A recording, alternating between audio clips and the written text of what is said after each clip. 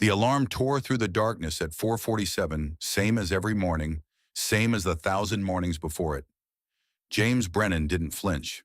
His eyes opened to the ceiling, the familiar crack running from the light fixture toward the window, like a river on a map he'd memorized. 4 seconds. That was the deal he'd made with himself 3 years ago. 4 seconds to acknowledge the weight pressing down on his chest, the phantom smell of smoke that never quite left his nostrils, the scar tissue on his right forearm that pulled tight when the weather changed. 4 seconds then, feet on the floor. The hardwood was cold. February in the Midwest didn't apologize for anything. James sat on the edge of the bed, let his shoulders roll forward, felt the vertebrae pop one by one down his spine. 41 years old, and his body kept score of every mistake, every hesitation, every moment he'd chosen wrong. The scar on his forearm caught the streetlight coming through the blinds, raised tissue shiny and pink against the rest of his skin. Third-degree burn from a collapsing beam he tried to catch barehanded, while Tommy Reeves screamed from inside the structure. 3 years ago, might as well have been yesterday. He stood. The apartment was small, 2 bedrooms in a complex that had been new sometime in the 80s and had given up pretending since. The walls were beige, the carpet was beige, the life inside felt beige most days, but there was a photo on the dresser that wasn't beige at all. Ava at the aquarium last summer, pressed up against the glass of the jellyfish exhibit, her face pure wonder, 7 years old and convinced she'd discovered something no one else had ever seen. James touched the frame with 2 fingers, a ritual as automatic as breathing. The sticky note was on the bathroom mirror. Yellow starting to curl at the edges from the steam of 1,000 showers. His own handwriting blocky and deliberate. Ava needs you whole. Not happy, not successful. Whole. He'd written it the day after Kelly walked out, the day after his ex-wife had looked at him across their kitchen table and said she couldn't watch him disappear into himself anymore. She'd taken her clothes, her books, her ability to pretend everything was fine. She'd left Ava because she knew even in her exhaustion that the kid needed at least one parent who showed up. James showed up. That was the one thing he could still do. The shower was quick, military efficient. The coffee maker was already programmed, started brewing at 4:52 every morning. He moved through the kitchen in the dark, didn't need light for this routine. 2 sandwiches, one for Ava's lunchbox with the crust cut off because she was 8 and still thought crusts were negotiable. One for himself that he'd eat cold in his truck between jobs. Orange juice in her thermos, the good kind with extra calcium that cost more than he wanted to spend, but less than he was willing to compromise on. Vitamins on the counter next to her cereal bowl. Her homework folder on the table already checked last night, but he flipped through it again anyway. Math worksheet on fractions completed in her careful handwriting that got better every week. A book report on something about dolphins. A permission slip for a field trip to the Science Museum next month that needed his signature and $20 he'd have to figure out how to not miss. He signed the slip. He'd figure out the $20. The first job started at 5. James worked the early maintenance shift at Brennan's garage, though he'd never bothered to correct anyone that he and the owner just happened to share a last name.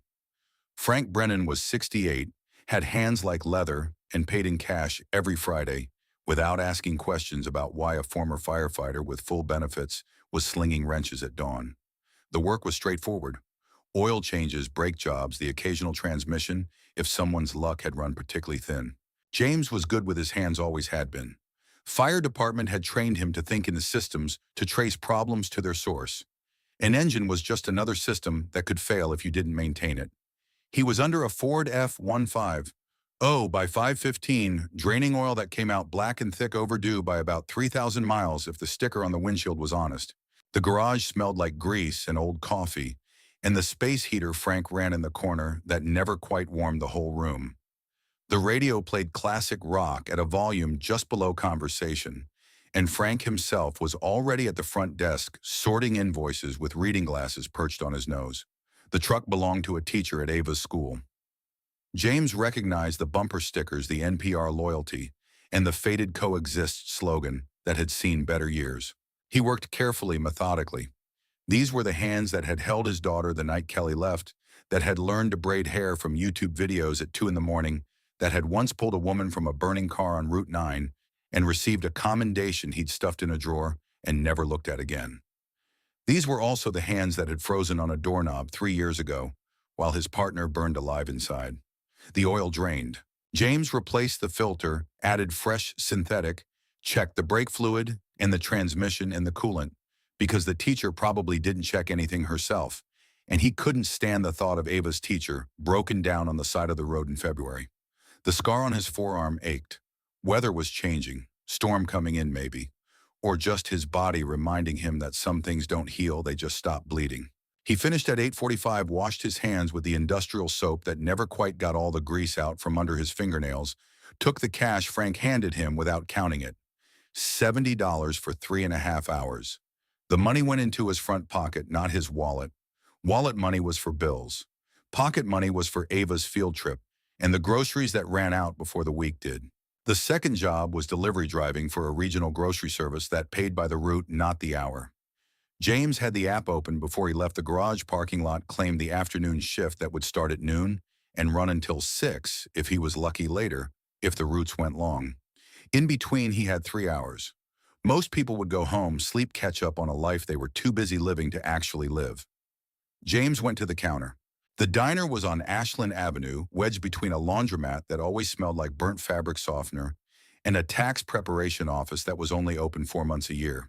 The sign out front was neon, half the letters burned out, so it read "The Cown" in flickering red. The building itself was probably 70 years old, all chrome and vinyl booths, and a black and white checkered floor that had seen better decades. But the coffee was good.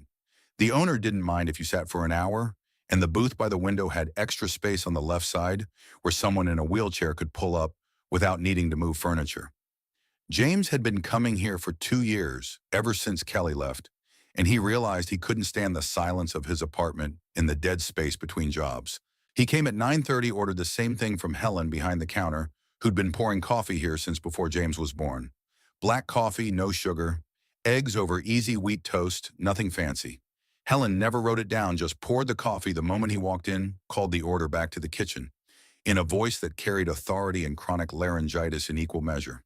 He always sat at the counter. The booth by the window was for people who had somewhere to be, but weren't in a hurry to get there. James was in a hurry to get everywhere, always had been, even before the fire. Especially before the fire. Firefighters moved fast or people died. That lesson had burned itself into his muscle memory, into the way he walked, the way he scanned rooms for exits, the way he calculated risk without thinking about it, the way he'd frozen anyway, when it mattered most. Helen set the coffee down. James wrapped both hands around the mug, let the heat seep into his palms. The diner was quiet this time of morning, the breakfast rush over the lunch crowd still hours away. A couple of regulars at the far end of the counter, construction guys in Carhartt jackets, drinking coffee that had probably been sitting since 6. A woman in business casual at a table laptop, open, frowning at spreadsheets like they'd personally offended her, and the booth by the window occupied for the first time in the 2 years James had been watching it.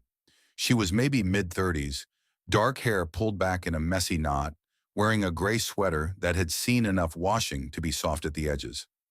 A pair of crutches leaned against the wall next to the booth, forearm cuffs worn smooth. She had a laptop open in front of her, but she wasn't looking at the screen. She was looking at the door the way someone looks when they're measuring distances and calculating how fast they could move if they needed to. James recognized that look. He'd seen it in burning buildings and people who were deciding whether to trust the man in the helmet telling them which way to run. Helen appeared with his eggs. James ate mechanically, kept his attention on his plate, but his awareness on the woman in the booth. She ordered tea, not coffee. Held the mug with both hands the same way he did, like she needed the warmth more than the caffeine. Her laptop was angled away, but he could see enough in the window's reflection. Spreadsheets, maybe. Or documents. Text-heavy, whatever it was. She typed in short bursts, stopped, looked at the door again. The cochlear implant was visible when she turned her head. A small processor behind her right ear, almost hidden by her hair, but not quite. James had seen them before, knew what they meant. Hearing loss probably profound on that side. The crutches suggested something with her legs or spine, recent based on how carefully she moved, like she was still negotiating with her body about what it could and couldn't do. She reached for her mug. The movement was awkward, compensating for something. The mug tipped. Coffee spilled across the table in a hot wave, heading straight for the laptop. James moved without thinking. 3 years ago, he would have vaulted the counter, covered the distance in seconds, saved the day, with the kind of dramatic heroism that looked good in commendations and felt hollow everywhere else. Now he moved fast but not flashy, grabbed a handful of napkins from the dispenser as he passed, reached the booth as the coffee hit the edge of the table. He caught the laptop with one hand, slid it back out of danger, used the napkins to dam the flow with the other. The woman jerked back, startled. Her hand went to her ear to the processor. She hadn't heard him coming. James set the laptop down on the dry part of the table, mopped up the coffee, kept his movements deliberate and unthreatening. He'd learned in the department that victims of trauma needed space, needed to see you coming, needed to feel like they had control even when everything was falling apart. She was staring at him, not grateful, not yet, wary, calculating. James stepped back, gave her room. He held up the soggy napkins, gestured to the mess. His mouth started to form words. "You okay?" But something stopped him. The implant. She was watching his face, not his hands. Reading lips, maybe, or just trying to figure out if he was a threat. He lifted his hands slowly, deliberately, formed the signs he'd learned from a YouTube channel at 2 in the morning when Ava had been sick and he'd been desperate for any distraction from the sound of his daughter coughing in the next room. The signs were clumsy, probably wrong, but clear enough. "Okay." Her expression changed. Not gratitude, surprise. The kind of surprise that came when someone saw you as a person instead of a problem. She nodded, slowly. Then she reached for a napkin from the holder on the table, pulled a pen from her bag, wrote in quick, neat handwriting. "Thank you. I'm fine." James nodded, stepped back, returned to his spot at the counter. Helen was watching him with the expression of someone who'd seen 40 years of human behavior and was still occasionally impressed. She refilled his coffee without comment. He ate his eggs. They'd gone cold. He didn't care. The woman in the booth had gone back to her laptop, but her hands were shaking slightly. From the adrenaline of the spill, maybe, or from whatever had her checking the door every 4 minutes like clockwork. James left his usual tip, $2 folded under his plate, walked out into the February cold with 3 hours until his delivery route started and a feeling in his chest that he hadn't felt in 3 years. Not quite purpose, not quite redemption, just the small, stubborn certainty that he'd done something right, even if it was only catching a laptop before it drowned in bad diner coffee. The storm was coming in. He could smell it on the air, feel it in the scar tissue on his arm. He climbed into his truck, a 15-year-old Silverado that burned oil and made concerning noises on cold starts but had never left him stranded. The delivery app was already pinging him with the afternoon routes. 12 stops spread across 4 zip codes, a solid 6 hours if traffic cooperated. It wouldn't cooperate. It never did. But he had 3 hours. He went home, found Ava at the kitchen table doing homework she'd already finished because his daughter was 8 and already understood that staying ahead was the only way to avoid falling behind. She looked up when he came in, smiled the smile that made every job, every sleepless night, every moment of grinding exhaustion worth it. She signed to him. They'd been learning together Helen Keller's autobiography for her and YouTube tutorials for him, a shared language that felt like a secret even when they were the only ones in the room. She signed, "How was work?" He signed back, "Good. How was school?" "Boring. We're still on fractions." James sat down across from her, looked at her homework. Perfect, of course. Ava attacked math the way she attacked everything, with focus that made him wonder if she'd somehow inherited all the determination Kelly and he had between them and refined it into something pure. She was watching him, 8 years old and already too perceptive. "You okay, Dad?" James nodded. "Yeah, kiddo. Just thinking." "About what?" "About a woman in a diner who flinched when people moved too fast. About the way she checked exits like she was always calculating escape routes. About the fact that he'd caught a laptop and felt for the first time in 3 years like maybe his reflexes were good for something other than reliving the moment they'd failed him. But he couldn't say any of that to an 8-year-old who already worried too much about things she shouldn't have to carry. So he said, "About jellyfish. You got any new facts for me?" Ava's face lit up. She launched into an explanation of bioluminescence that involved drawing diagrams on the back of her homework and using her hands to demonstrate chemical reactions. James listened, nodded, asked questions that made her think harder. This was the job that mattered. This was the fire he couldn't let go out. The delivery shift ran long. 12 stops became 15, became 18, as the app rerouted him for pickups that other drivers had abandoned. James didn't abandon routes. He showed up, delivered the groceries, smiled at the customers who answered their doors in bathrobes at 7 p.m., accepted the tips that sometimes came and the ones that didn't. By the time he pulled back into his apartment complex, it was 8:30, and Ava had already eaten the dinner he'd left in the slow cooker, already done her homework, already laid out her clothes for tomorrow. She was reading on the couch the jellyfish book from the library. James sat down next to her, and she curled into his side without looking up from the page.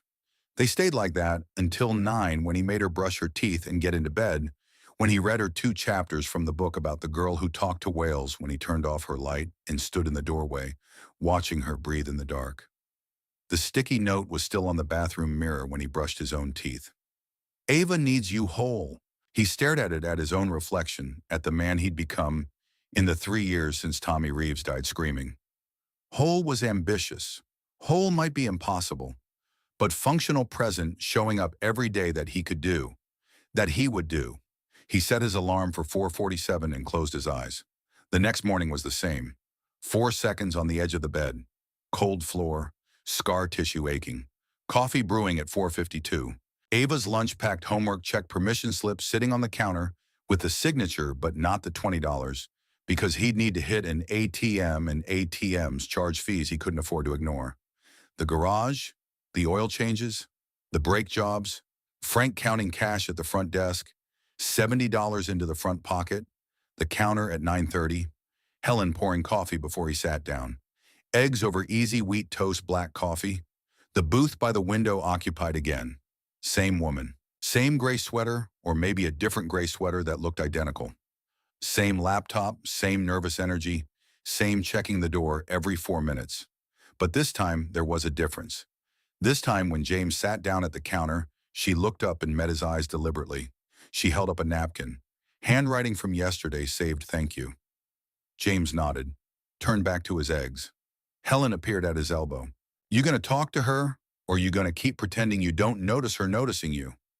James looked at Helen. 68 years old, 4 decades of managing this diner, and she'd lost exactly 0 of her ability to call bullshit when she saw it. I'm eating breakfast. You're eating breakfast and watching her in the reflection of the coffee pot. I've been doing this too long to miss that. James said nothing. Helen refilled his coffee. She's been here 3 times this week. Orders tea, sits for 2 hours, barely touches it, jumps every time the door opens. I've seen that look before. That's the look of someone running from something. James cut into his eggs. Not my business. No, Helen agreed. It's not. But you helped her yesterday. She noticed. People notice when someone helps without asking for anything back. It's rare enough to be remarkable. James ate. Helen walked away. The woman in the booth was still looking at him, waiting for something. James finished his eggs, drank his coffee, left his $2 under the plate. He stood, walked to the counter, ordered a second coffee and a muffin. Helen raised one eyebrow but rang it up without comment. James picked up the coffee and the muffin, walked to the booth by the window. The woman tensed. Not quite fear, but close. James stopped 2 feet away, set the coffee and muffin on the table, stepped back. Gave her space. He signed breakfast, on me. She stared at the coffee, at the muffin, at him. Then she picked up her pen, wrote on a fresh napkin. Why? James considered. Then he pulled a napkin from the dispenser, borrowed her pen, wrote, because you look like you're working on something important. Important work needs fuel. She read it again, then looked up at him with an expression he couldn't quite parse. Not gratitude, something sharper, something that looked like someone trying to decide if they could afford to trust anything at all. Finally, she wrote, I don't need charity. James wrote back, not charity, investment. Whatever you're working on, I'm betting it matters. She stared at him for a long moment. Then slowly she picked up the coffee, took a sip, set it down, wrote one more line. Thank you, I'm Isla. James took the pen, wrote James. He nodded to her, once walked back to the counter, paid his bill and left. The February air hit him like cold water. The storm was getting closer. He could feel it in his bones, in the scar tissue, in the way the sky had gone the color of old concrete. He had 3 hours until his delivery shift. He spent them at the library helping Ava with a school project about ocean ecosystems, while she peppered him with questions about pressure differentials and bioluminescent predators. She was 8 and already smarter than he'd been at 18. He watched her sketch diagrams of the midnight zone and thought about Isla in the diner, about the way she'd flinched when he'd approached, about the cochlear implant and the crutches and the laptop she guarded like it contained something worth protecting. Not his business. Helen was right about that. But the feeling in his chest wouldn't go away, the feeling that he'd seen someone drowning and had actually, for once, done something about it before they went under. The delivery shift was brutal. 22 stops in a snowstorm that started at 3 and didn't let up. James drove, careful, delivered, every order, took the stairs. When elevators were slow, kept his phone charged and his truck moving. By the time he finished, it was 9 p.m., and Ava was asleep on the couch, Mrs. Chen from upstairs sitting in the kitchen with her knitting. Mrs. Chen was 70, had buried 2 husbands and raised 3 kids, and watched Ava when James's shifts ran long in exchange for him shoveling her walk and carrying her groceries up 3 flights of stairs. She looked up when he came in, assessed him in one glance, nodded. She ate. She did homework. She asked if you were okay 17 times. James pulled cash from his pocket. Mrs. Chen waved it away. Shovel my walk tomorrow. Storm's supposed to get worse. James nodded. Carried Ava to her bed without waking her, covered her with the blanket she'd had since she was 3, stood in the doorway, and watched her breathe. The sticky note was still on the mirror. Ava needs you whole. He stared at it until the words stopped meaning anything, then brushed his teeth and set his alarm for 4:47. The next morning, Isla was there again. Same booth, same tea, same laptop. But this time when James walked in, there was a coffee and a muffin waiting at the counter. His usual order. Helen caught his eye, gestured to the booth. She ordered it 10 minutes ago. Said to tell you it's an investment in someone who helps people without being asked. James looked at Isla. She was watching him, not smiling exactly, but something in her expression had softened from yesterday's wariness. She held up a napkin. Fair is fair. James sat at the counter, drank the coffee, ate the muffin, left his $2 under the plate and ordered a second coffee, a second muffin. Walked to Isla's booth, set them down, wrote on a napkin. Then we're both investors. This time she did smile. Small, careful, like she'd forgotten how and was relearning. She wrote, apparently. James went back to the counter, finished his eggs. Did not look at the booth in the reflection of the coffee pot, even though Helen was right, and he absolutely was. It became a routine. Every morning at 9:30, James at the counter, Isla in the booth. Sometimes he bought her breakfast. Sometimes she bought his. They didn't speak. They didn't need to. The napkins accumulated conversations in handwriting that covered the cost of coffee and the weather, and carefully nothing about why she flinched at sudden movements or why he had a scar on his forearm that he never talked about. On the 4th day, she wrote, "You're a firefighter." Not a question. James looked at the scar on his arm. Wrote back, "Was."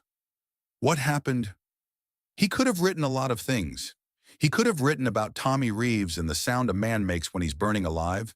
He could have written about the door he'd hesitated to open, the calculation he'd made that turned out wrong, the 3 seconds that had meant the difference between saving someone and listening to them die. He could have written about the commendation he'd received, the retirement he'd taken, the marriage that had ended, because Kelly couldn't live with a ghost. Instead, he wrote, I learned that hesitation kills people. Isla read it again, then wrote, and now I don't hesitate. She nodded slowly. Wrote, I'm a journalist. James wrote, investigating something. She paused. Her hand hovered over the napkin for a long moment. Then she wrote, something that got me hurt. Something I'm going to finish anyway.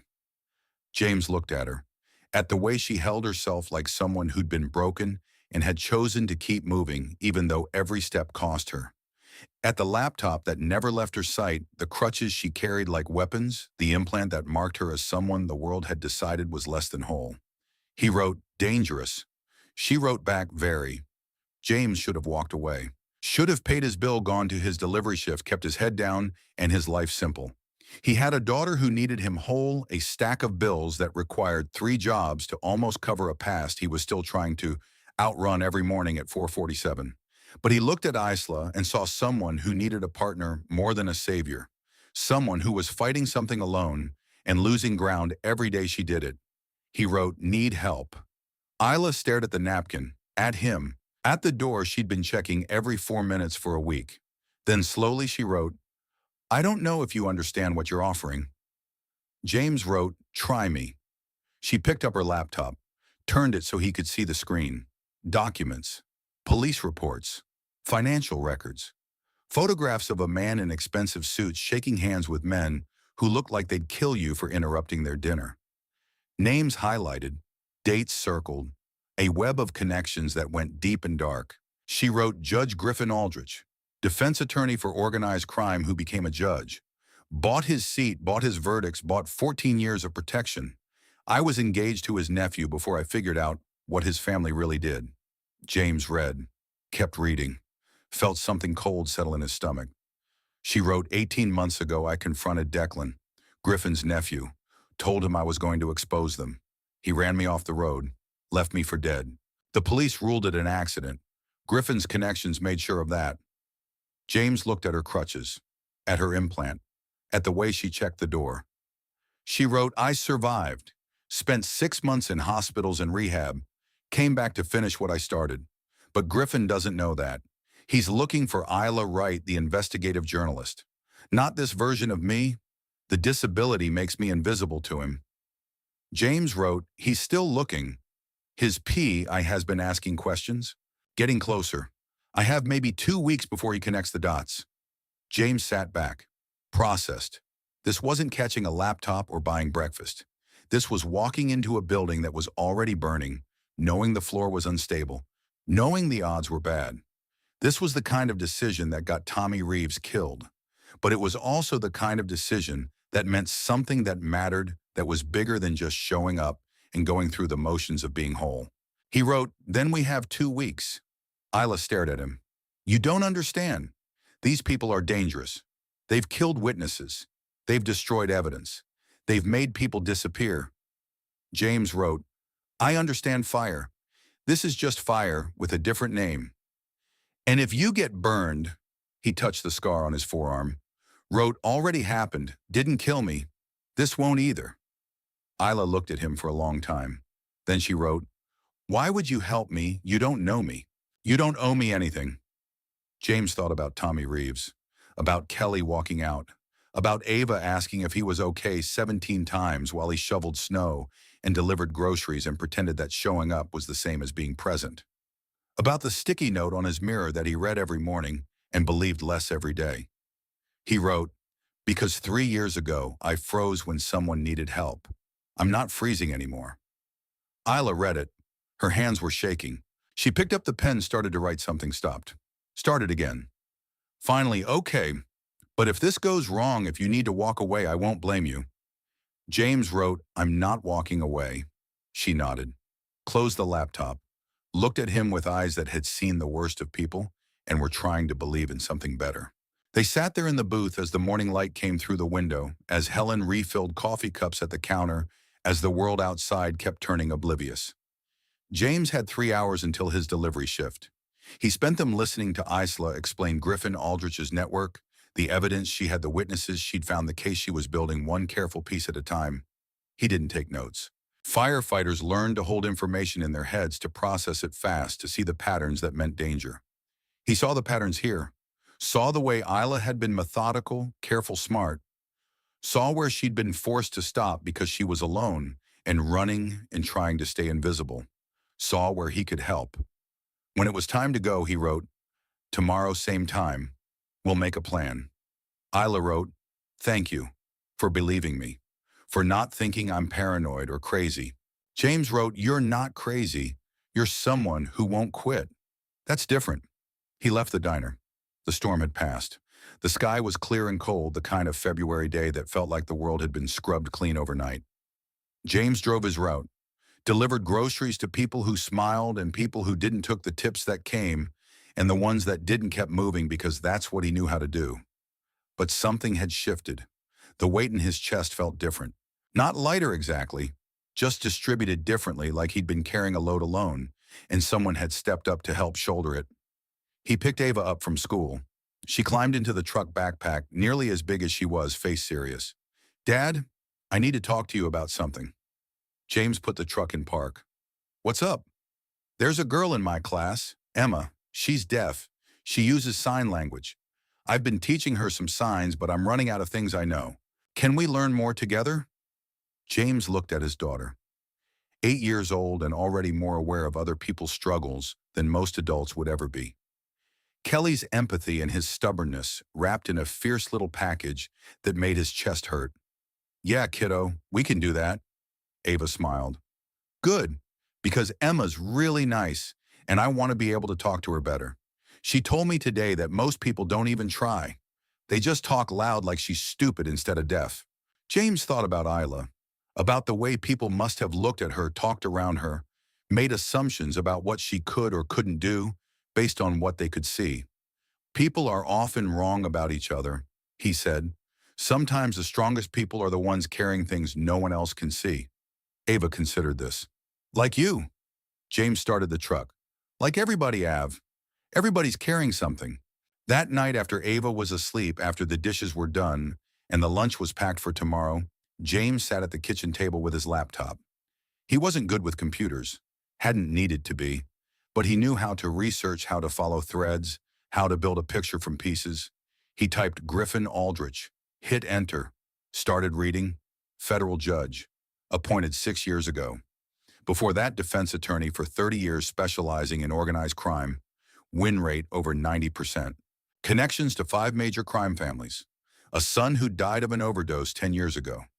A nephew, Declan Aldrich, who'd taken over the family's law practice after Griffin took the bench. Clean record. Spotless reputation. Donations to children's hospitals and police benevolent funds. Awards from civic organizations. The kind of man who looked good in photos and better in editorials.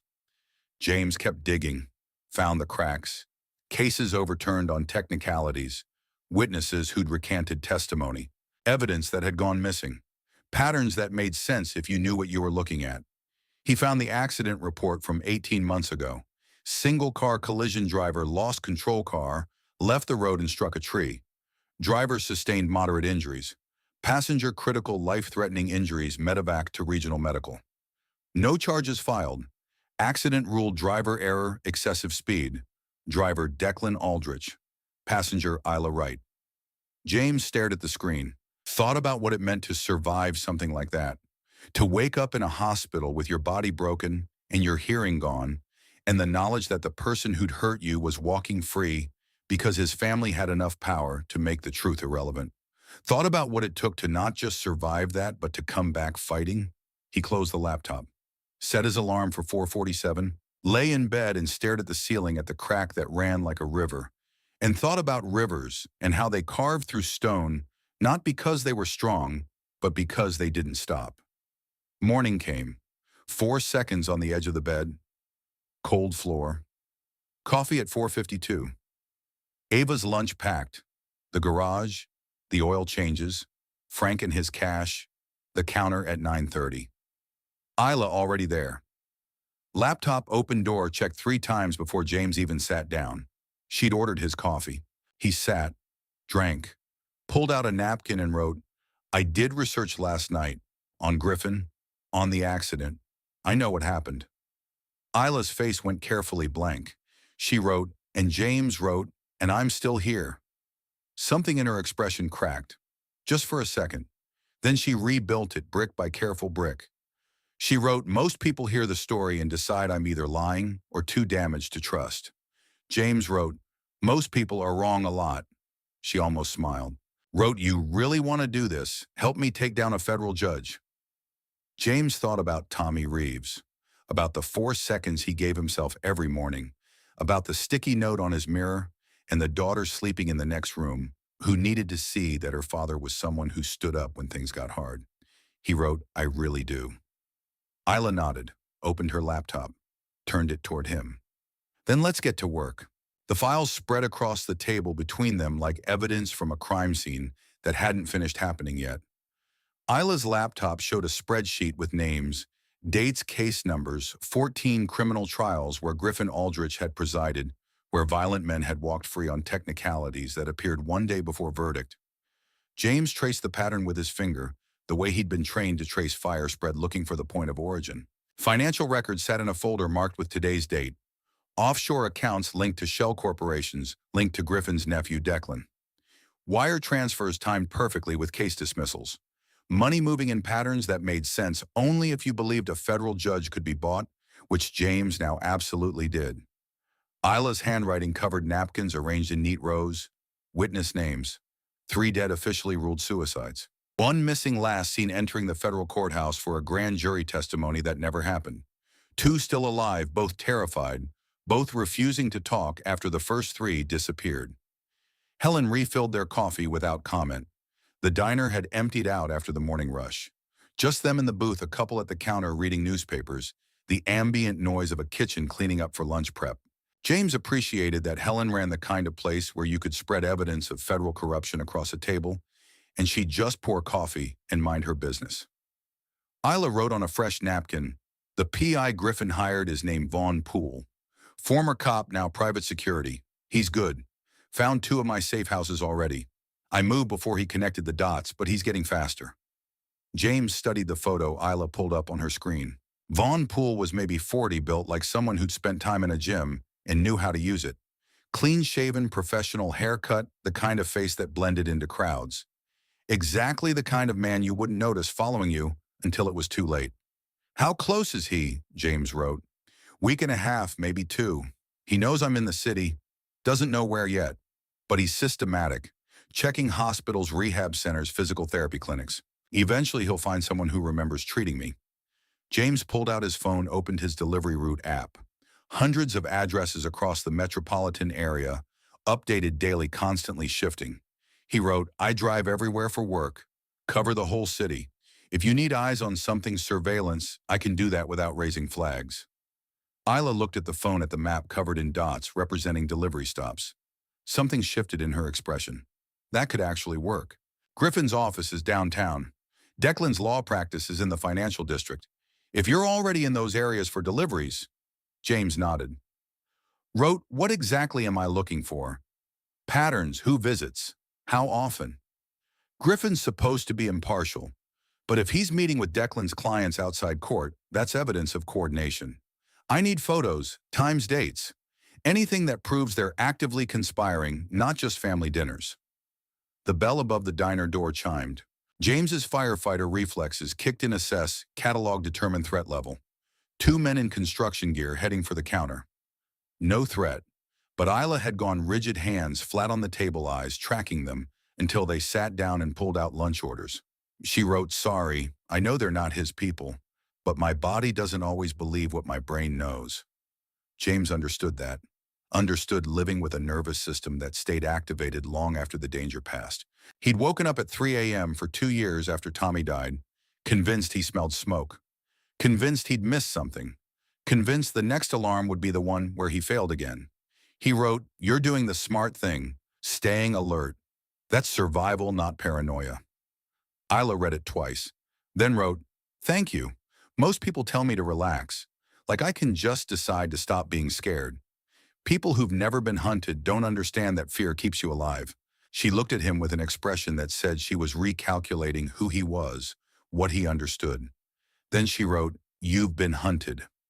James thought about how to answer that, about fires that chased you through buildings, about the difference between running from danger and running from yourself. He wrote, "Different kind of hunting. But yeah, I know what it's like to not feel safe." They worked through the lunch hour. James memorized addresses, matched them to his delivery routes, figured out which days would put him near Griffin's office, near Declan's practice, near the courthouse, where a federal judge dispensed justice he'd already sold to the highest bidder. Isla walked him through what conspiracy looked like in legal terms, what would hold up as evidence versus what was just suspicious. She was brilliant. James had known that abstractly, but watching her work made it concrete. She thought in systems and connections, in the kind of careful logic that built cases one irrefutable piece at a time. This wasn't amateur hour. This was someone who'd spent 18 months preparing to take down an empire with nothing but a laptop and the kind of determination that came from surviving something that should have killed you. His phone buzzed. Delivery shift starting in 20 minutes. James showed Isla the alert, started gathering the papers. She stopped him, wrote, "Wait, there's something else you should know." He waited. She pulled up a document, turned the screen toward him. Police report from 3 weeks ago. Woman found dead in her apartment, gunshot wound to the head, ruled suicide. Name Rebecca Moss, age 31. Occupation paralegal at Declan Aldrich's law firm. She contacted me 6 weeks ago, Isla wrote. Said she had documents proving Declan was coaching clients on how to intimidate witnesses. We were supposed to meet. She canceled last minute, said she'd changed her mind. 3 weeks later, she's dead. James read the report. Single gunshot, right temple service weapon registered to the victim. No signs of forced entry. Neighbors heard nothing unusual. Everything neat and convenient and completely unbelievable. They killed her, Isla wrote. Made it look like suicide. Because she talked to me. James felt something cold settle in his chest. This wasn't just corruption. This was murder dressed up as tragedy, life erased to protect secrets. And whoever had done it was good enough to make it look routine. He wrote, "Are you safe right now today? Are you safe?" "I think so. I'm careful. Change routes, pay cash. Don't use my real name. But if they killed Rebecca just for talking to me, then we need to move faster." Isla looked at him. "Or we need to stop. You have a daughter, James. I saw her picture on your phone. If something happens to you because you're helping me, nothing's going to happen. You can't know that." "No," James wrote, "but I can prepare for it. Can you get me everything you have on Vaughn Poole? His methods, his patterns, how he works?" Isla nodded slowly, started typing, pulling files. "Why? Because if he's hunting you, we need to know how he hunts, where he looks, who he talks to, how fast he moves. That gives us an advantage." What advantage? James thought about fire behavior, about reading smoke, about understanding that every threat had patterns you could predict if you paid attention. He wrote, "The advantage of knowing your enemy better than he knows himself." The delivery shift was brutal. 23 stops in 6 hours, half of them apartment buildings without parking, all of them demanding speed and efficiency, and a smile James didn't feel. But 3 of the stops put him within 2 blocks of the federal courthouse. He used his breaks to walk past, to study the building's entrances, to memorize the parking garage across the street where Griffin Aldrich's Mercedes sat in a reserved spot. He took photos with his phone, casual tourist shots that happened to capture the courthouse steps, the garage entrance, the coffee shop on the corner where lawyers grabbed afternoon caffeine. Sent them to Isla with timestamps. Got back a message. "Perfect. Keep going." Griffin Aldrich left the courthouse at 4:30, right on schedule according to the calendar Isla had pulled from public records. Tall man, late 60s, silver hair, an expensive suit, the kind of presence that commanded rooms without effort. He walked like someone who'd never been challenged, never been told no, never had to consider consequences because consequences were for other people. James watched him get into the Mercedes, watched the car pull out of the garage, memorized the license plate even though Isla probably already had it. His phone buzzed. Text from Isla. "Did you see him?" James typed back. "Yeah, I see him." That night after Ava was asleep, James sat at his kitchen table with his laptop and learned everything he could about surveillance. How to tail someone without being noticed. How to photograph people in public without alerting them. How to document patterns without creating your own pattern that could be tracked back. He learned about Vaughn Poole, found the man's company website, read the testimonials from corporate clients and divorce attorneys and people who needed someone found but didn't want to hire actual police. Poole specialized in skip tracing, in finding people who didn't want to be found. His success rate was 97%. Isla was in his 2%. For now.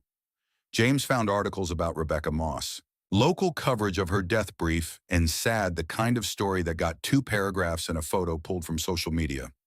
Smiling woman, dark hair, whole life ahead of her, until someone decided her life was worth less than silence. He thought about Ava sleeping in the next room, about what happened to kids when their parents disappeared because they'd chosen to fight something bigger than themselves. About Kelly's words the day she'd left, "You can't save everyone, James, and you're going to destroy yourself trying." Maybe. But he thought about Isla in that booth checking exits every 4 minutes, living in constant fear because she'd had the courage to stand up to men who thought power made them untouchable. Thought about Rebecca Moss, who tried to do the right thing and ended up with a bullet in her head, and her death ruled convenient. He thought about Tommy Reeves burning while James stood frozen in a doorway, calculating risks that didn't matter, because the only thing that mattered was moving. He wasn't freezing this time. The alarm went off at 4:47, 4 seconds on the edge of the bed. Scar tissue aching because the weather was shifting again, another storm rolling in off the lake. Coffee at 4:52. Ava's lunch packed with extra care because he'd missed her school concert last week, and guilt made him cut the crusts into perfect triangles. The garage, oil changes and brake jobs, and Frank counting cash. $70 in the front pocket. The counter at 9:30. Isla was already there, but something was wrong. Her hands were shaking. Not the small tremor from yesterday. Real shaking, the kind that came from adrenaline that had nowhere to go. She'd written on a napkin before James even sat down. He was here. James slid into the booth across from her. Wrote, "Who? Vaughn Poole, 20 minutes ago, showed Helen my picture, asked if she'd seen me." James looked at Helen behind the counter. She caught his eye, gave a small shake of her head. Hadn't told Poole anything, but the fact that he'd been here in this place asking questions that changed everything. "What did Helen say?" James wrote. "She told him she sees 50 people a day and doesn't remember faces. He didn't believe her. Left his card. Said there's a reward for information."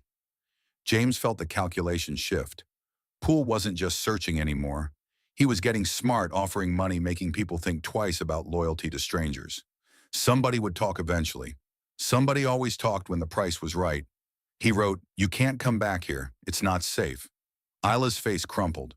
Just for a second, then she rebuilt it. Wrote, "This is the only place I felt safe." James understood. Understood having one small corner of the world where things made sense, where the rules were predictable. Understood what it cost to lose that. He wrote, "Then we meet somewhere else. Somewhere he's not looking." Where, James thought. Pulled out his phone, showed her his delivery app. "I'm at different addresses all day. You pick a stop, any stop. I'll be there anyway. We're just two people talking while I unload groceries." Isla considered this. Finally wrote, "That could work. For a while." "How long do you need?" "Worry, 3 more weeks, maybe 4. I'm waiting on financial records from an offshore bank. Once I have those, I can prove the money trail. That plus the witness testimonies I already have, that's enough to take to the FBI." "You trust the FBI?" Isla wrote. "I trust one agent, Sarah Chen. She investigated organized crime for 10 years before transferring to public corruption. She's the only person in federal law enforcement Griffin doesn't own." James made note of the name. Wrote, "Okay. So we have 3 weeks to stay invisible while I gather evidence of Griffin meeting with criminals. Then we go to Chen, turn over everything, let the system do its job." You make it sound simple. It's not simple, but it's a plan. Plans are better than hoping. Hunter. The bell above the door chimed. James's reflexes fired assess catalog, determined threat. Man in his 40s, jeans and work jacket, heading for the counter. Not Poole. Not a threat. But Isla had gone rigid again, hands flat on the table. James reached across, put his hand over hers. Not romantic. Just human contact, one person telling another they weren't alone. Isla didn't pull away. After a moment, her breathing slowed. She wrote with her free hand, "Thank you for not telling me I'm overreacting. You're reacting exactly right. Your instincts kept you alive this long. Don't apologize for them." They worked out the logistics. Isla would monitor James's delivery schedule through the app, pick meeting spots from his route, text him which address. He'd arrive for his scheduled delivery. They'd talk while he worked. Anyone watching would see a driver chatting with a customer. Nothing suspicious. Nothing memorable. Helen brought more coffee. Set it down, caught James's eye, gestured toward the back. He excused himself, followed her to the kitchen where she kept the industrial coffee maker and the secrets people told her, because bartenders and diner owners were the priests of the working class. "That girl's in trouble." Helen didn't make it a question. "Yeah." The kind of trouble that gets people hurt, the kind that already has. Helen nodded. She'd been running this diner for 40 years, had seen everything forgotten. Nothing. The man who came in earlier. Poole. He's professional. Expensive. Someone's paying good money to find her. I know. You getting paid to protect her? No. Then why? James thought about how to explain it. About sticky notes on mirrors and daughters who needed to see their father stand for something. About freezing in doorways while people burned. About the difference between surviving and living. He settled on, because I can. Because she needs help. Because doing nothing isn't an option anymore. Helen studied him. Your partner. The one who died. You think helping her makes up for that? James met her eyes. No, nothing makes up for that. But maybe it means Tommy didn't die to teach me a lesson I then ignored. Helen was quiet for a moment. Then, be careful. Men with money and power don't lose gracefully, and they sure as hell don't forget. I know. Your daughter knows you're doing this. No, and she won't. Not until it's over. If it goes bad, it won't. Helen looked at him the way she'd been looking at people for 4 decades, seeing past what they said to what they meant. You say that, but you're scared. I can see it. James didn't deny it. Scared and doing it anyway. That's the only kind of brave that matters. He went back to the booth. Isla had packed up her laptop, was ready to leave. She wrote, tomorrow. Your 3 p.m. delivery on Maple Street. I'll be there. James nodded, watched her leave, crutches moving with more confidence than they had a week ago, like her body was remembering what it could do. She checked the street before stepping outside, looked both ways, calculated. Then she was gone. Helen appeared with his bill. James paid left, his $2 added an extra 5. Helen raised an eyebrow. For not answering Poole's questions. I don't sell out my customers. Never have. Don't need your money to keep doing what's right. Take it anyway. For the coffee you're going to pour for me in parking lots and apartment complexes over the next 3 weeks. Helen took the 5. You're going to need more than coffee before this is done. The delivery shift put James outside the federal courthouse again. He watched Griffin Aldrich meet 3 men in expensive suits on the courthouse steps, took photos from across the street, made it look like he was checking his phone, sent them to Isla, got back. The tall one is Vincent Caruso, mob lawyer, represents the Moretti family. Griffin's supposed to be hearing their RICO case next month. They shouldn't be meeting. This is perfect. James watched them shake hands, all smiles and confidence. Watched Griffin laugh at something Caruso said. Watched them walk to the same coffee shop on the corner, disappear inside, where James couldn't follow without being obvious. He marked the time, the location, the faces. Built the pattern one piece at a time. That night, Ava asked why he seemed distracted. They were doing homework at the kitchen table, fractions that she'd already mastered, trying to teach her father who'd never been great at math. She looked at him with Kelly's eyes, saw through him with his own stubbornness. You okay, Dad? Yeah, kiddo. Just thinking about work. Which work? You have like 50 jobs. The delivery one, trying to figure out better routes. Save time. Ava accepted this, went back to fractions. James watched her work, this fierce little person who trusted him completely, who believed her father was someone worth believing in. The weight of that trust sat in his chest like a stone. His phone buzzed. Text from a number he didn't recognize. This is Isla. New phone, new number. Poole might have compromised the old one.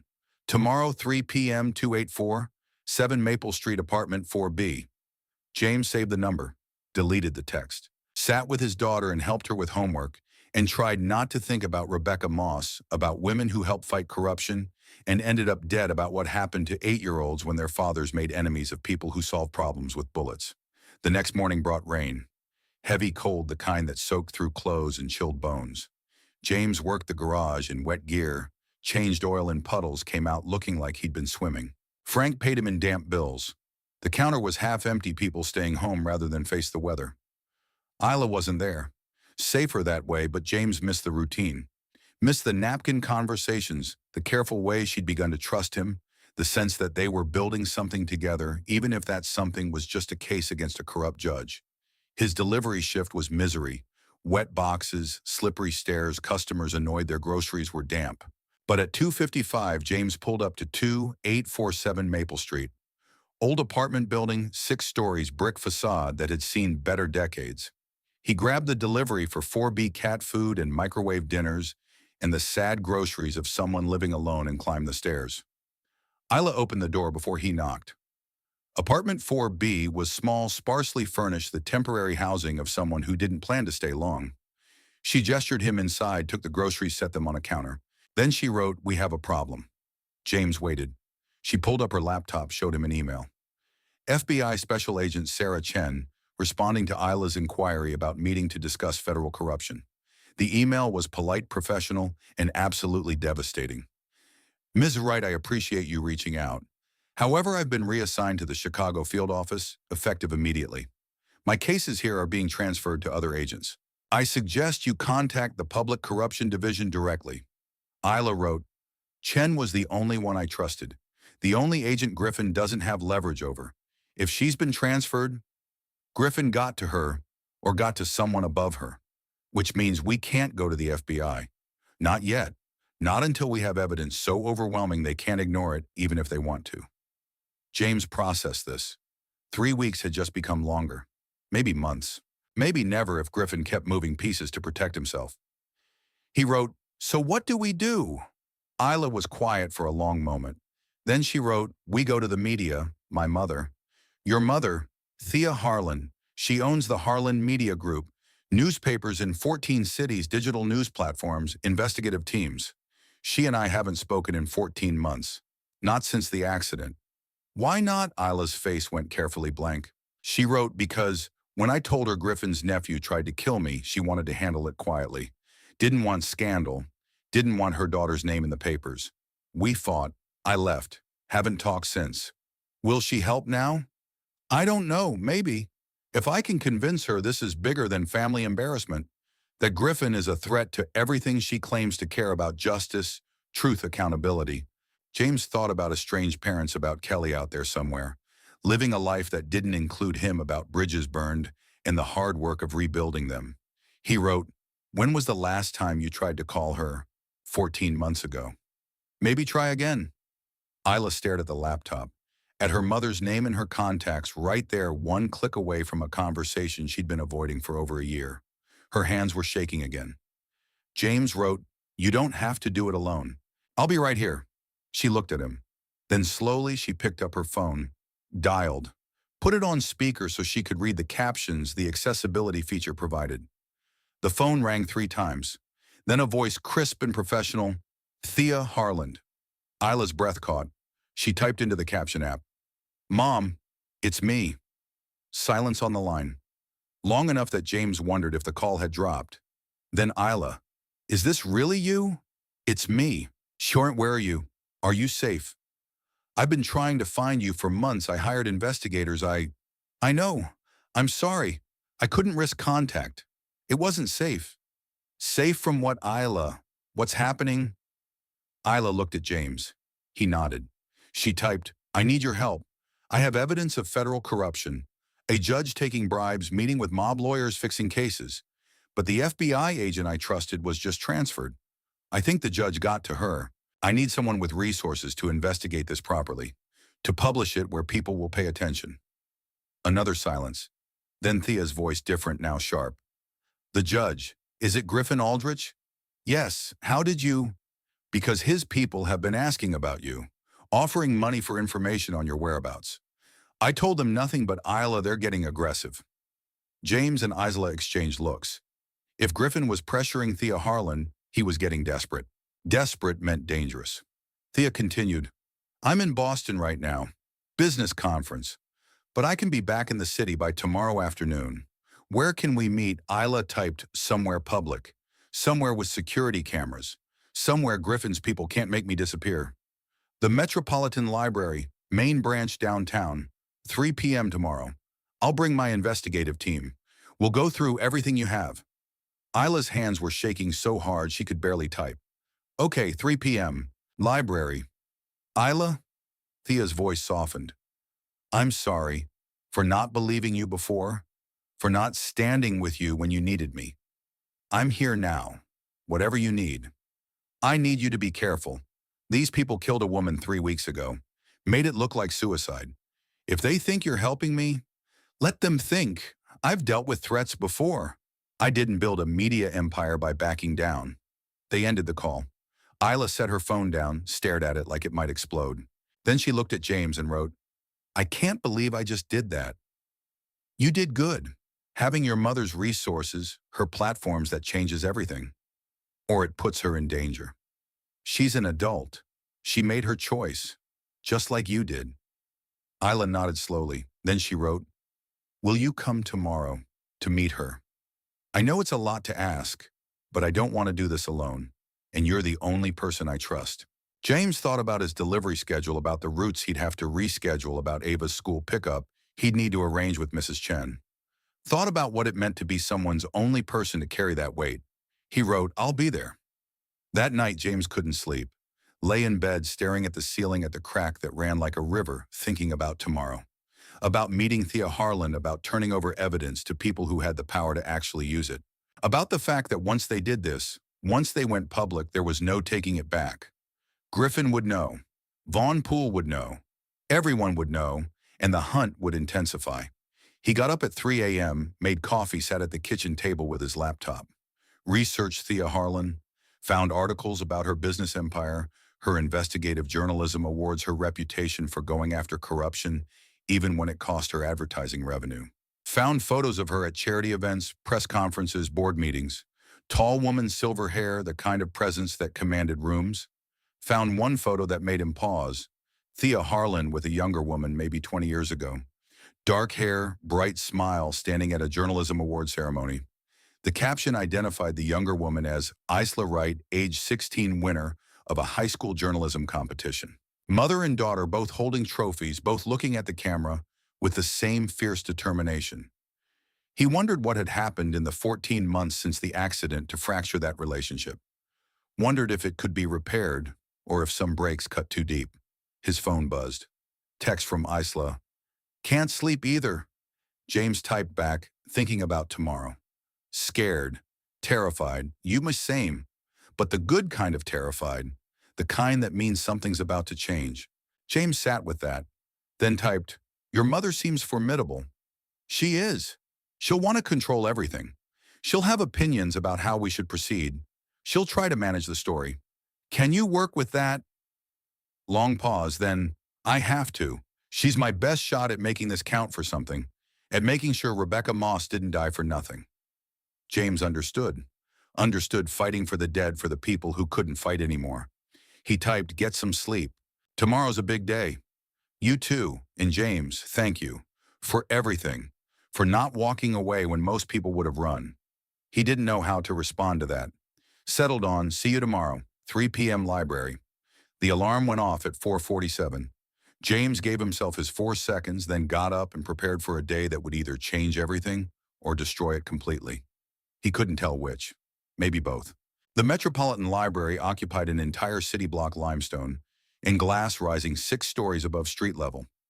James arrived early, parked 3 blocks away, walked the perimeter twice.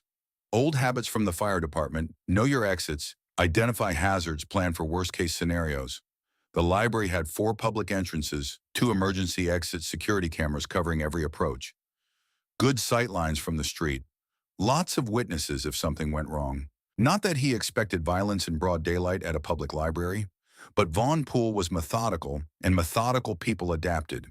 If Poole had been watching Thea Harlan, if he'd connected her return to the city with Isla's reemergence, he might be here, might be watching.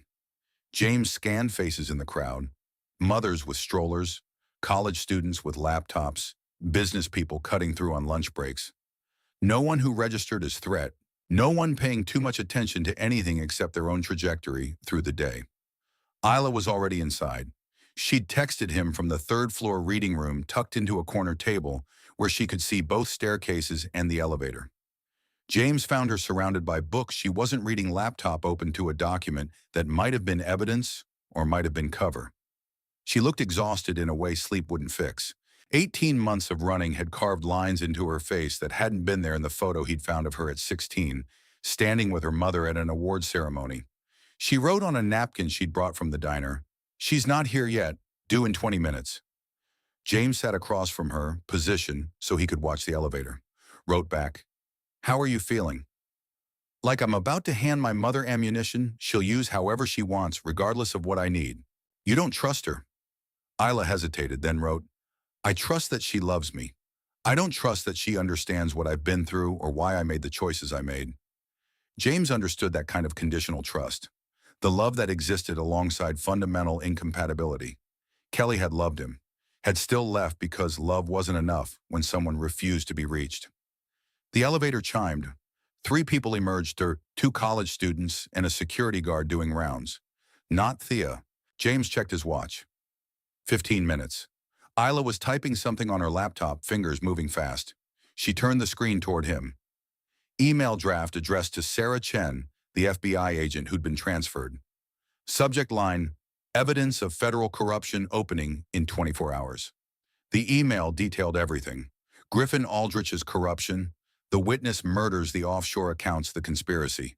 At the bottom, a single line. "This information will be public in 24 hours via Harlan Media.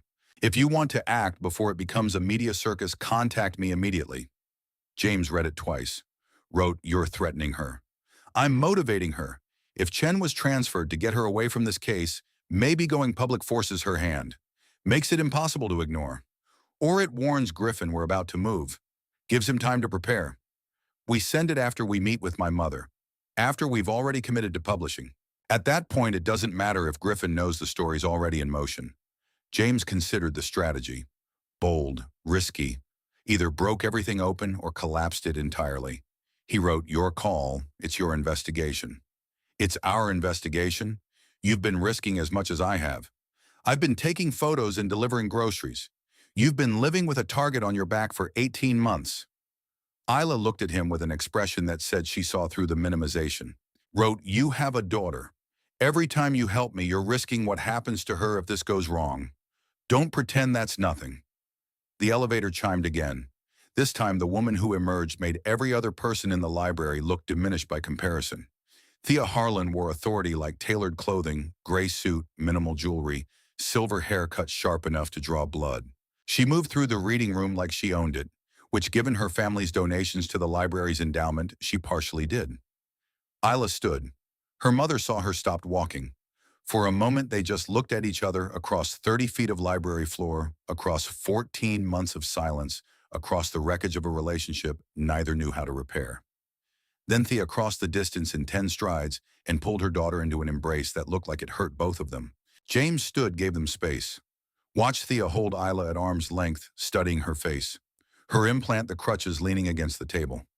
Watched something crack in Thea's professional composure, just for a second before she rebuilt it.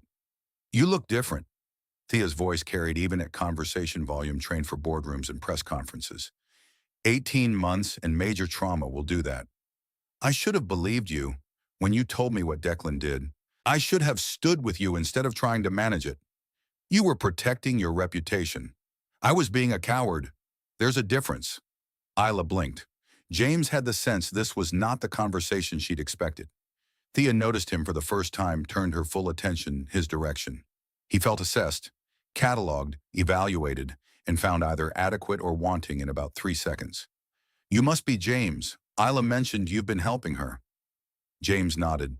Didn't extend his hand because Thea's were full with a leather briefcase and a phone she was clearly itching to check. "I appreciate you protecting my daughter, though I wish you'd contacted me sooner." Isla stepped between them, protective. "I asked him not to. I wanted to handle this myself. And you have, admirably. But now it's time to let professionals take over." Isla's jaw tightened. James recognized the expression, the same one Ava got when someone underestimated her. He intervened before the argument could escalate. "Maybe we should sit down, go through what Isla has, figure out next steps together." Thea looked at him like he'd suggested something revolutionary. Then she smiled, sharp and brief. "Practical, I like that. Yes, let's sit." They arranged themselves around the table. Thea pulled out a tablet, stylus ready. Isla opened her laptop. James positioned himself where he could still watch the elevator, old instincts refusing to quiet. For the next hour, Isla walked her mother through the evidence. The financial records showing offshore accounts. The timeline of witness deaths. The photographs James had taken of Griffin meeting with known criminals. The pattern of case dismissals that coincided with wire transfers. The documentation of Rebecca Moss's suicide 3 weeks after she'd contacted Isla. Thea absorbed it all without interrupting, made notes on her tablet in quick, efficient strokes, asked clarifying questions that showed she understood not just journalism, but law evidence standards, what would hold up under scrutiny and what wouldn't.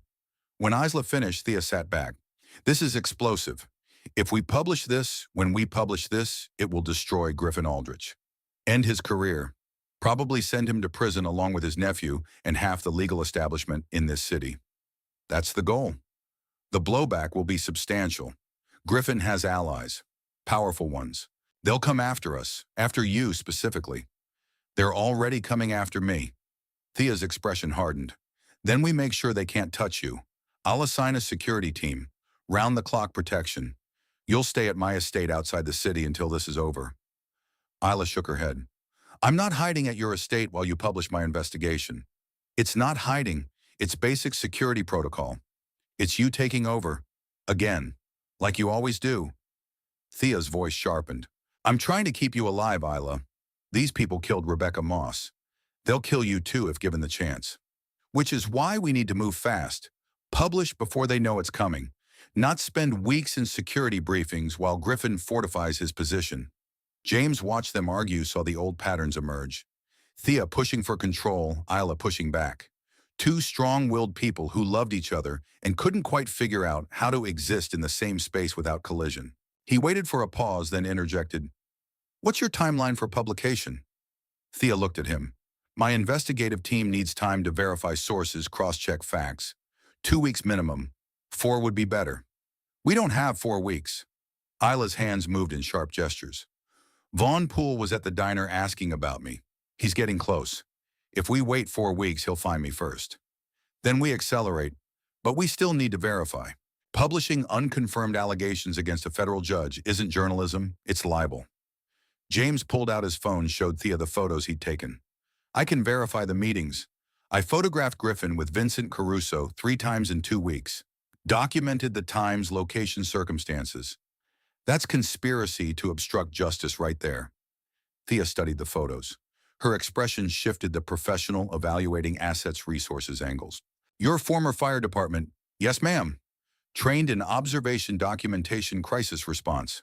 Among other things, would you be willing to testify if this goes to trial, if Griffin's lawyers claim these photos are fabricated or taken out of context? James hesitated. Testifying meant exposure, meant putting his name in court records, making himself a target, meant Ava's name in databases that people like Vaughn Poole could access. But it also meant standing for something, meant not freezing when it mattered. Yes, if it comes to that, I'll testify. Thea made a note on her tablet. Good. That strengthens our position considerably. She turned back to Isla. Here's what I'm proposing. We accelerate verification to 1 week. My team works around the clock to confirm sources, validate financial records, build the story. During that week, you stay somewhere secure. Not my estate if you don't want that, but somewhere Poole can't find you. Where? Thea looked at James. You have an apartment? James blinked. Yes. Is it secure, dormant cameras, controlled access? It's a 3-story walk-up in a working-class neighborhood. No doorman, no cameras, just a deadbolt and Mrs. Chen upstairs who minds everyone's business. Then that's perfect. No one would think to look for Isla Wright at a firefighter's apartment in a neighborhood that's beneath Griffin's notice. Isla started to object. James cut her off. I have a daughter, 8 years old. I'm not putting her in the middle of this. You wouldn't be. The security team would maintain perimeter surveillance. Inside, it's just you and Isla and your daughter living normal life. Anyone watching sees a working father, a house guest, a child. Nothing newsworthy. James looked at Isla. She was pale, clearly uncomfortable with the idea. He understood. Understood not wanting to bring danger into someone else's home, especially when that home contained a child. But he also understood tactics. Understood that sometimes the best hiding place was the one no one thought to check. 1 week, he said. You verify everything, build the story, prepare for publication. After that, Isla goes somewhere safer. After that, the story breaks, and Isla becomes the most protected witness in the country. Every news outlet will want to interview her. Every law enforcement agency will want her testimony. Griffin won't be able to touch her without it becoming national news. Isla was looking at James. You're sure this is a lot to ask? I'm sure. But we tell Ava something close to the truth. Not the whole story, but enough that she understands why you're staying with us. What will you tell her? James thought about his daughter, about her questions, about the way she saw through lies like glass. That you're a friend who needs help. That some people are looking for you, and we're keeping you safe until it's not dangerous anymore. She's 8. She'll have questions. She's 8 and brilliant and more perceptive than most adults. She'll understand. Thea was making notes again. I'll have my team deliver secure phones tomorrow, encrypted, untraceable. Use those for all communication related to the investigation. Your existing phones might be compromised. Isla nodded. Pool's good enough to have cloned my old number. That's why I changed it. He's good, but my security team is better. They'll sweep James's apartment for surveillance devices, establish counter-surveillance protocols, monitor Pool's movements. If he gets within 3 blocks of you, we'll know. James absorbed this information the way his life was being reorganized by a woman he'd met 15 minutes ago. Part of him wanted to object to maintain control, to keep his world separate from this increasingly dangerous investigation. But a larger part understood that control was an illusion, had been since the moment he'd caught Isla's laptop in a diner and decided not to look away. They spent another hour planning logistics. Thea would assign her senior investigative reporter to work with Isla, fact-checking sources, building the narrative. James would continue his delivery routes, maintaining normal patterns, while documenting any additional meetings between Griffin and known criminals. Security teams would rotate shifts, watching his apartment, Isla's old locations, the courthouse, anywhere Pool might look. In 7 days, they'd publish. Front page of the Harlan Tribune simultaneous with online release. Evidence of federal corruption, mob connections, witness intimidation, murder. The story would break like a hammer through glass, and everything would change, assuming they survived the week. Thea packed her tablet, stood with the same efficiency she'd arrived with. I'll have someone deliver the phones tonight. Apartment 3A. 3A, understood.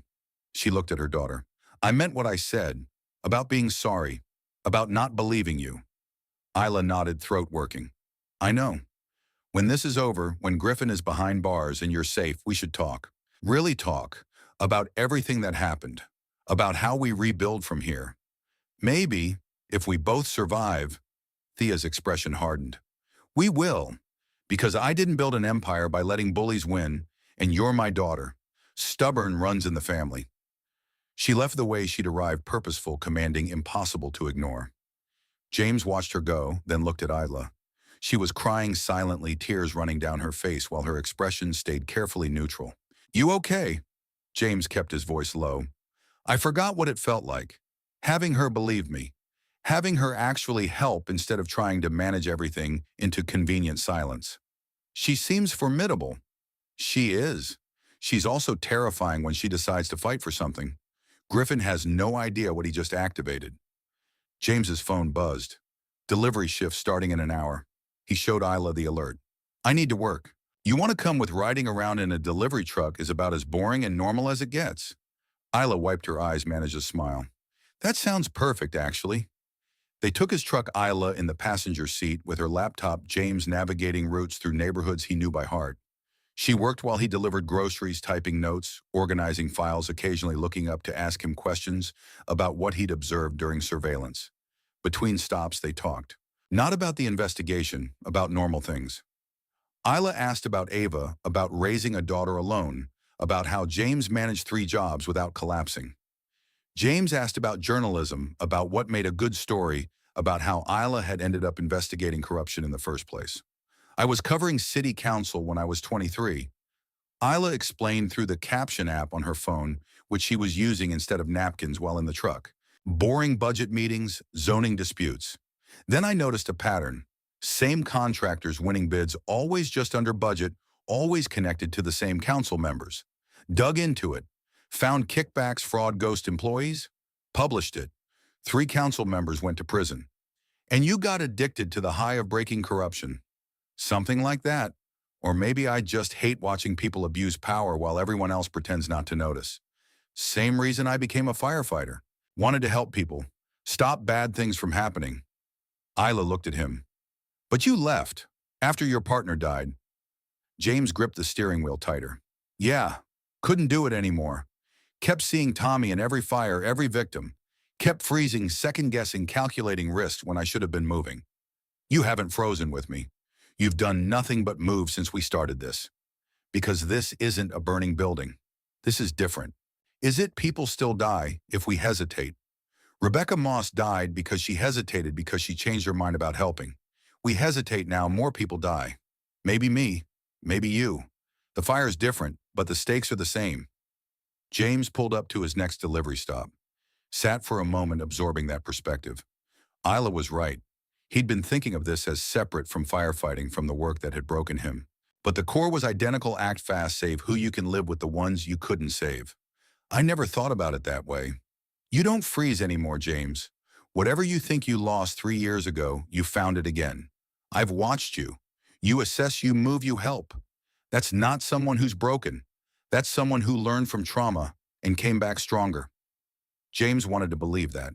Wanted to think that Tommy's death had taught him something beyond fear and hesitation.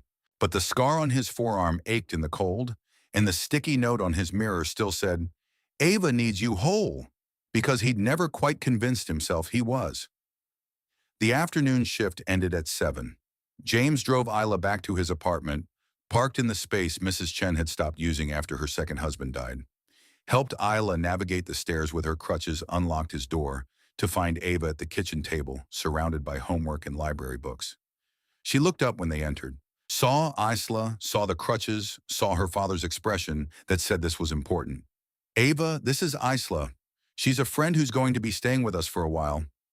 Ava assessed Isla the way 8-year-olds assessed everything, directly, without social filters. Why? James had prepared for this.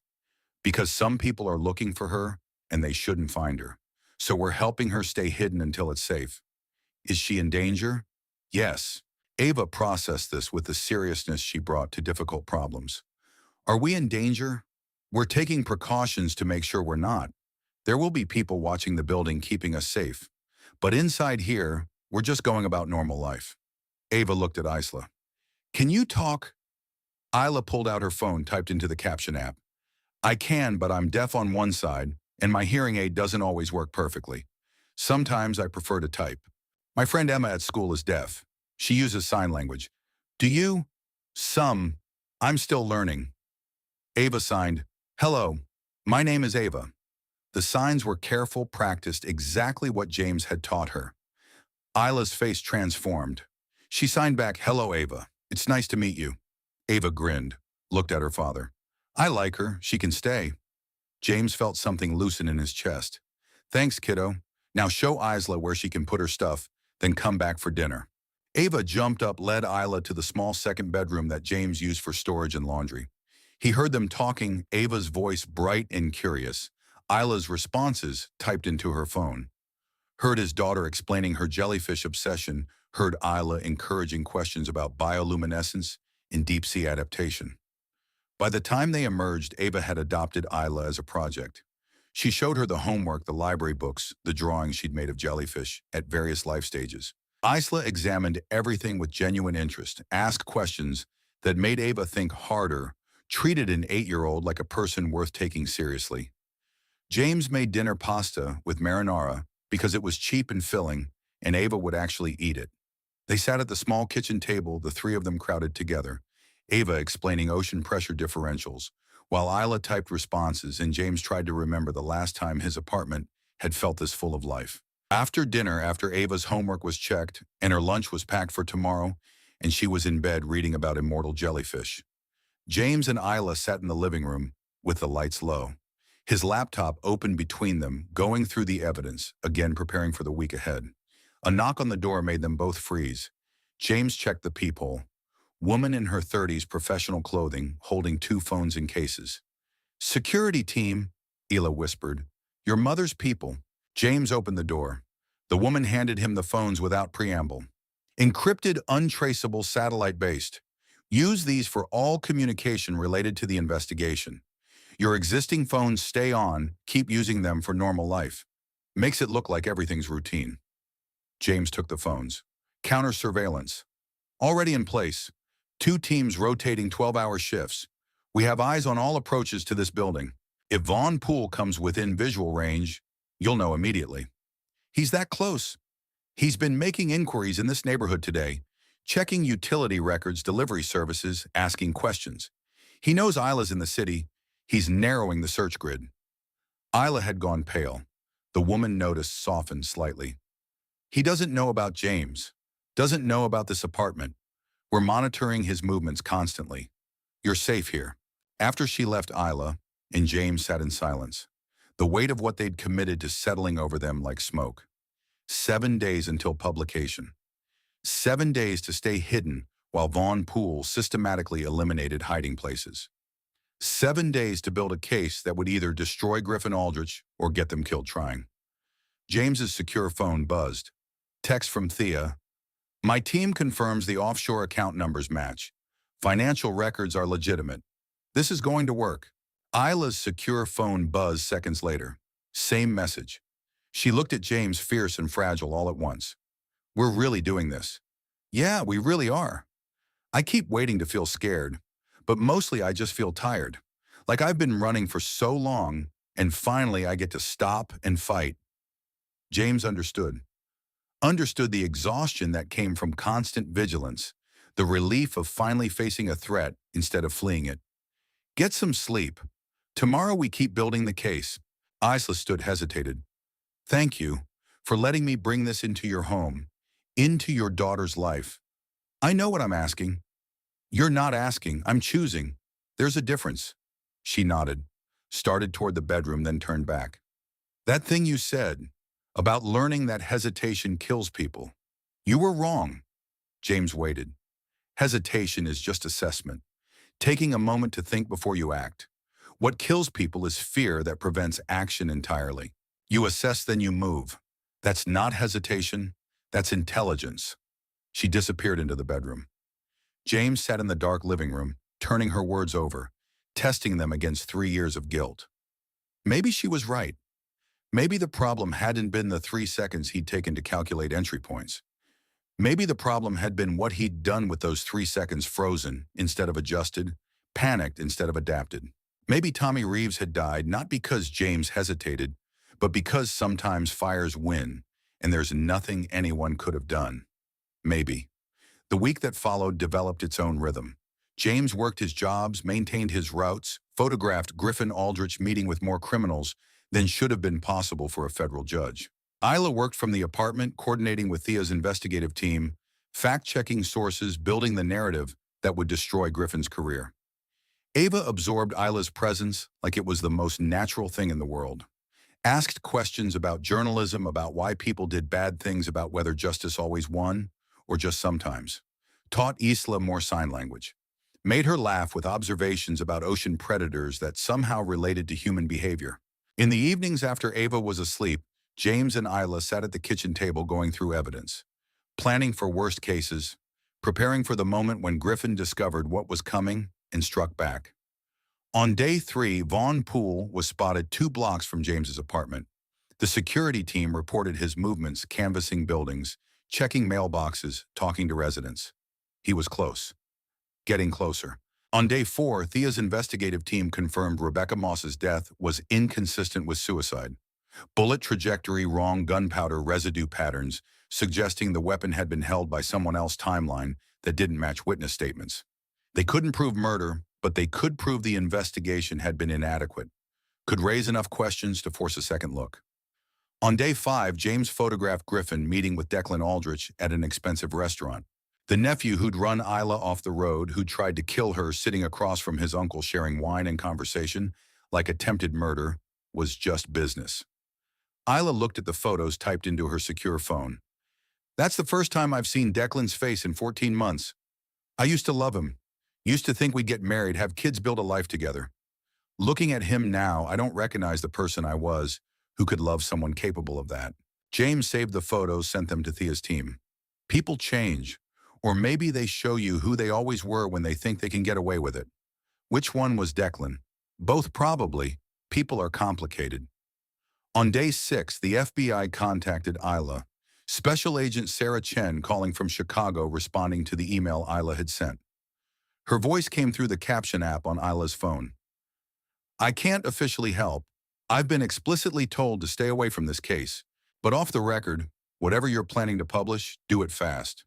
There's pressure coming from somewhere high up to shut down any investigation into Griffin. Someone very powerful wants him protected. Isla typed back, how high up? Department of Justice level, maybe higher. I can't prove it, but someone with serious influence is running interference. After the call ended, Isla looked at James. Griffin's more connected than we thought. If he's got DOJ protection, publishing might not be enough. Then we make sure what we publish is so overwhelming they can't protect him. Too many witnesses, too much evidence, too much public attention. And if they try anyway, then we keep fighting. Publish follow-ups, find more witnesses, make it too expensive to protect him.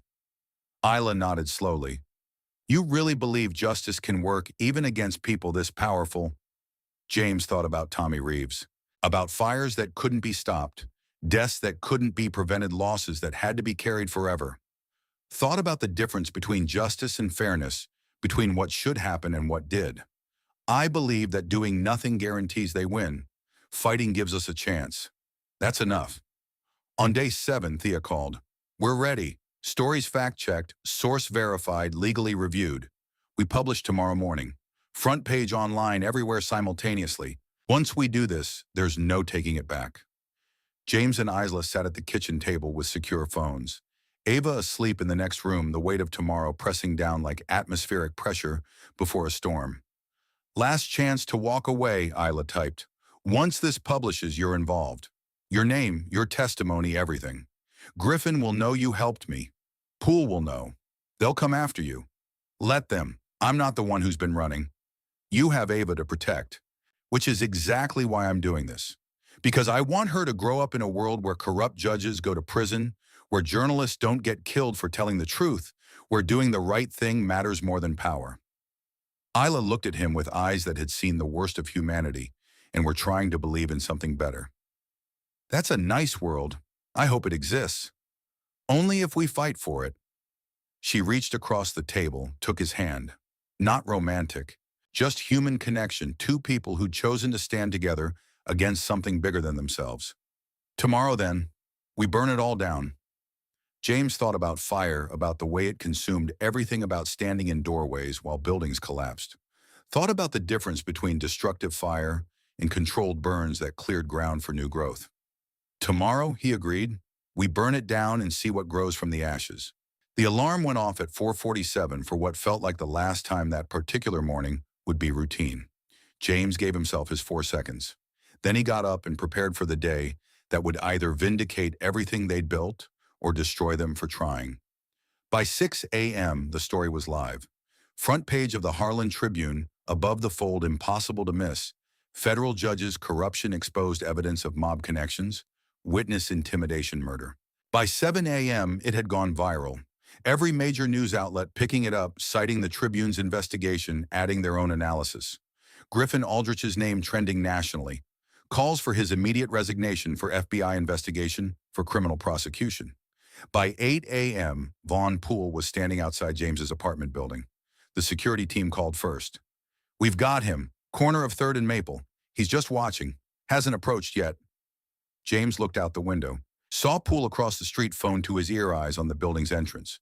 Professional, patient, waiting for something. What's he waiting for?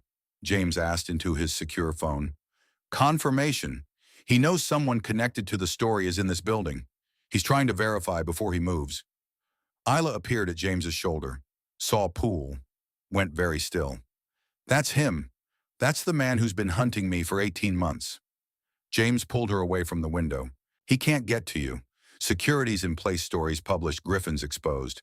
You did it. You won. Then why am I still terrified? Because winning doesn't erase what you survived to get here. Ava emerged from her bedroom, still in pajamas, tablet in hand. Dad, the internet's freaking out about some judge. Is that the thing Isla was working on? James looked at his daughter. 8 years old and already understanding more than he wanted her to carry. Yeah, kiddo, that's Isla's investigation. Did the bad guy get caught? Working on it. Ava looked at Isla. You're really brave. The internet says you almost died finding this stuff. Isla knelt down eye level with Ava. Signed, your father is braver. He helped when he didn't have to. Ava signed back. That's just how he is. He helps people. It's his thing. The secure phone buzzed. Thea, FBI's opening formal investigation. 3 senators calling for hearings. Griffin's being placed on administrative leave. We did it. Another buzz. Different number. Text from Vaughn Poole. Clever, using the firefighter as cover. Tell Isla Wright she can stop running. My client's finished. Contract's void. James showed Isla the message. She read it twice like she couldn't quite believe it. He's giving up. Griffin can't afford to have Poole harassing you now. Too much attention. Too many cameras. You're the most protected witness in America today. Isla sat down slowly. It's over. Actually over. The investigation's just starting. You'll have to testify probably multiple times. There'll be trials, appeals, years of legal process. But I'm not running anymore. I don't have to hide. I can just be a person again. Ava climbed into Isla's lap, careful of her injuries. Does this mean you don't have to stay with us anymore? Isla looked at James. He read the question in her expression. What happened now? Where did they go from here? You can stay as long as you need, James said. No rush. Figure out what comes next when you're ready. The day unfolded in surreal counterpoint to normal routine. James still had to work, still had deliveries to make, still had bills to pay. But now he made those deliveries watching news coverage on customers' televisions, hearing Griffin Aldrich's name everywhere, seeing Isla's investigation cited by journalists who'd ignored corruption for years. By afternoon, the FBI had arrested Declan Aldrich on conspiracy charges. By evening, 2 more judges connected to Griffin had resigned. By nightfall, the story had grown beyond what James and Isla had built into something larger, a reckoning with judicial corruption that had been ignored for too long. Thea called at 9 p.m. There's going to be a press conference tomorrow. FBI Justice Department Senate Investigation Committee. They want Isla to attend. They want you too, James, as the witness who documented Griffin's meetings. James looked at Isla. She looked exhausted but determined. We'll be there. After Ava was asleep, after the apartment was quiet, James and Isla sat on the couch with the lights off, watching the city through the window. Somewhere out there, Griffin Aldrich was watching his empire collapse. Somewhere, Vaughn Poole was closing files, moving on to the next contract. Somewhere, people who'd been silent were finding courage to speak. I keep thinking about Rebecca Moss, Isla said, about how she died trying to help me, about whether she'd think what we did was worth it. You honored her, finished what she started. That's all anyone can ask. Is it enough? It has to be, because the alternative is giving up, and people like Griffin win when we give up. Isla leaned against him, the first physical contact that felt like more than tactical necessity. I don't know what happens next. Don't know where I go, what I do now that the story's published. You figure it out, same as anyone, one day at a time. Will you help not with investigations? Just with normal life. I forgot how to do normal. James thought about his sticky note, about Ava needing him whole, about the possibility that maybe he was finally getting there one choice at a time. Yeah, I'll help. We'll figure out normal together. The press conference was chaos. Federal agents, senators, television cameras, reporters, shouting questions over each other. Isla sat at a table between FBI Director Morrison and Senator Hayes, answering questions about her investigation with the same careful precision she'd used building it. James sat in the audience watching her transform from the wary woman in a diner booth to someone comfortable owning her accomplishments. Griffin Aldrich was indicted on 14 counts of corruption, conspiracy, and obstruction of justice. Declan Aldrich took a plea deal, agreed to testify against his uncle in exchange for reduced charges. The investigation expanded to include other judges, other cases, a systemic rot that had been hidden for decades. The story dominated news cycles for weeks. Isla did interviews, wrote op-eds, testified before congressional committees. Publishers approached her about a book. Documentary filmmakers wanted her story. She handled it all with grace, always crediting Rebecca Moss, always mentioning the witnesses who'd risked everything to speak truth. James went back to his life, the garage, the deliveries, Ava's homework and soccer games, and endless questions about ocean life. But something fundamental had shifted. The sticky note came down from his mirror 3 months after the story broke. Not because he didn't need the reminder, but because he'd internalized it. He was whole enough. Getting more whole every day, that would have to be enough. Isla stayed. Not in the second bedroom eventually, but in the apartment in their lives, in the space between helper and partner that neither of them rushed to define. She started a nonprofit investigating judicial corruption, nationally hired other journalists who'd been silenced for asking hard questions, built something that would outlast any single investigation. 6 months after publication, Helen called James. The counter was closing. She was retiring, selling to a developer. James bought the neon sign The Cown in flickering red and hung it in the living room as a reminder that some things were worth preserving. "Why did you buy that?" Ava asked, studying the damaged sign with scientific curiosity. "Because that's where I met Isla, where we started this whole thing. Sometimes you need to remember where you came from. But it's broken. Half the letters don't work. That's what makes it perfect. It worked anyway, just like people do." Ava considered this with the seriousness she brought to complex problems. "Is Isla going to live with us forever?" James looked at his daughter. "I don't know. Why? Because I like her. And you seem different when she's around.